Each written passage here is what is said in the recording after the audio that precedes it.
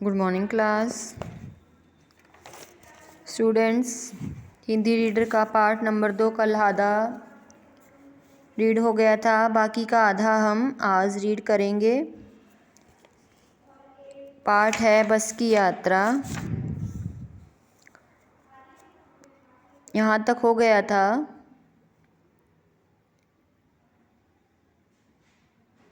Petrol पिलाएंगे जैसे माँ बच्चे के मुंह में दूध की शीशी लगाती है। अब इसके बाद करेंगे बस की रफ्तार।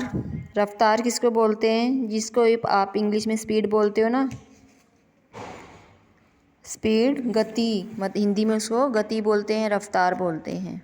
बस की गति अब 15-20 मील हो गई थी। मुझे उसके किसी हिस्से पर भरोसा नहीं था। ब्रेक फेल हो सकता है, स्टीयरिंग टूट सकता है, स्टीयरिंग जिससे गाड़ी घुमाते हैं। प्रकृति के दृश्य बहुत लुभावने थे। दोनों तरफ हरे भरे पेड़ थे जिन पर पक्षी बैठे थे। मैं हर पेड़ को अपना दुश्मन समझ रहा था। जो भी पेड़ आता डर लगता कि इससे बस टकराएगी। दुश्मन वो इसीलिए समझ रहा था कि वो सोच रहा था कि बस जो है पेड़ से टकरा जाएगी। वह निकल जाता तो दूसरा पेड़ का इंतज़ार करता। झील दिखती तो सोचता कि इसमें बस गोता लगाएगी, मतलब इसके अंदर डूब जाएगी बस। गोता लगाना, डुबकी लगाना। एकाएक मतलब अचानक बस रुकी। ड्राइवर ने तरह तरह की तरकीब होता उपाय किए, पर वह चली नहीं। सविनय अवज्ञा आंदोलन शुरू हो गया था। कंपनी के हिस्सेदार कह रहे थे, बस तो फर्स्ट क्लास है जी, यह तो इत्तेफाक की बात है। इत्तेफाक मतलब ये तो संयोग की बात है। क्षीण चांदनी में मतलब हल्की चांदनी में वृक्षों की छाया के नीचे वह बस बड़ी दयनीय लग रही थी। लगता जैसे कोई वृद्धा थक कर बैठ गई हो। ऐसी लग रही थी वो बस जैसे कोई बूढ़ी स्त्री थक कर बैठ गई हो। हमें ग्लानि हो रही थी, घृणा हो रही थी कि बेचारी पर लदकर हम चले आ रहे हैं। अगर इसका प्राणांत हो गया तो इस बियाबान में हमें इसकी अंत्येष्टि करनी पड़ेगी। प्राणांत मतलब इसकी मृत्यु हो गई तो इस बियाबान होता है जंगल में, और अंत्येष्टि क्या होता है? मृत्यु के बाद जो करते हैं ना अंतिम संस्कार, वो करना पड़ेगा।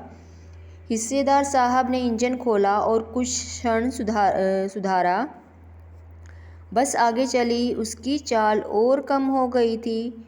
धीरे धीरे वृद्धा की आंखों की ज्योति जाने लगी। चांदनी में रास्ता टटोल कर वह रेंग रही थी। आगे या पीछे से कोई गाड़ी आती दिखती तो वह एकदम किनारे खड़ी हो जाती और कहती, निकल जाओ बेटी, अपनी तो वह उम्र ही नहीं रही। मतलब कहने का बहुत ही कम स्पीड से बस जो है चल रही थी। एक पुलिया के ऊपर पहुँचे ही थे कि एक टायर फिस करके बैठ गया। बस बहुत ज़ोर से हिलकर थम गई। अगर रफ्तार में होती मतलब स्पीड से होती तो उछलकर नदी में गिर जाती। मैंने उस कंपनी के हिस्सेदार की तरफ पहली बार श्रद्धा भाव से देखा।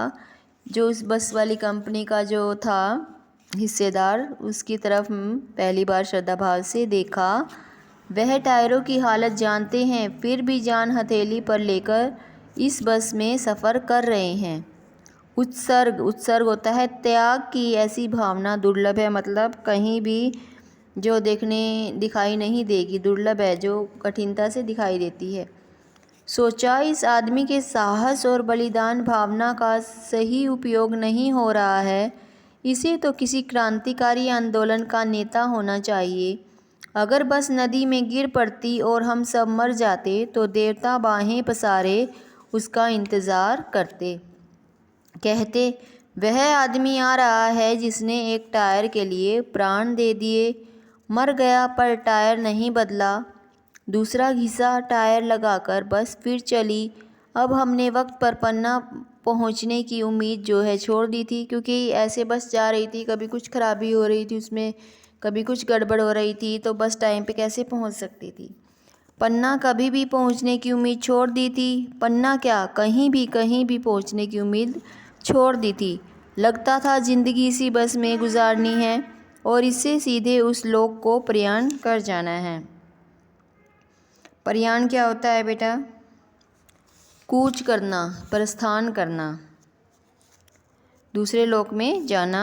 इस पृथ्वी पर उसकी मंजिल नहीं है। हमारी बेताबी, तनाव खत्म हो गए। हम बड़े इत्मीनान से घर की तरह बैठ गए। इत्मीनान मतलब शांति से।